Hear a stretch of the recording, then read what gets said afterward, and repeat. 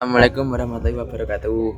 Saya di sini akan menjelaskan tentang teks LHO, teks anekdot, teks eksposisi, dan teks hikayat. Yang pertama, teks LHO.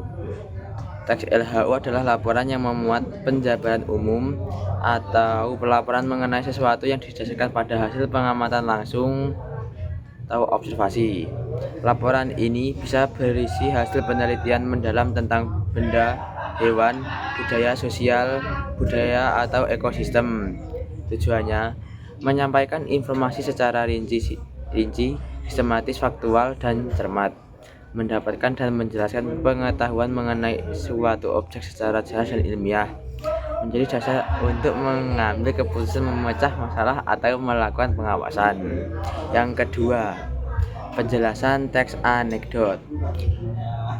Cerita singkat yang lucu, mengesankan, dan seringkali berdasarkan kejadian nyata, mengandung unsur atau kritik halus terhadap fenomena sosial, orang terkenal, atau kebijakan tertentu. Tujuannya bukan hanya tertawa, tapi juga menyampaikan pesan moral atau kebenaran secara tersirat. Ciri-ciri teks anekdot: bersifat lucu dan menggelitik, mengandung sindiran atau kritik tidak langsung, biasanya melibatkan tokoh terkenal atau orang penting, mengandung unsur humor dan pesan moral, menggunakan bahasa percakapan sehari-hari. Penjelasan teks eksposisi: pengertian teks yang memaparkan informasi atau pengetahuan tentang suatu topik, misalnya isu pendidikan, kesehatan, dan lain-lain, dengan tujuan memberi pemahaman, bukan memengaruhi pembaca. Tujuannya menjelaskan suatu hal secara detail dan ilmiah agar pembaca mendapatkan pengetahuan baru atau perspektif yang lebih luas. Yang terakhir, teks hikayat.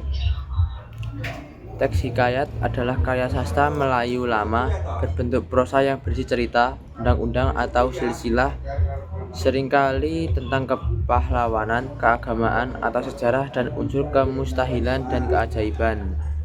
Menggunakan bahasa Melayu klasik berlatar istana dan berfungsi sebagai pelipur lara serta pembawa pesan moral, pendidikan, dan agama. Ciri utamanya meliputi unsur anonim, pengarang tak dikenal, kemustahilan, kesaktian, latar istana, dan nilai-nilai kehidupan seperti moral, sosial, dan religi. Wassalamualaikum warahmatullahi wabarakatuh.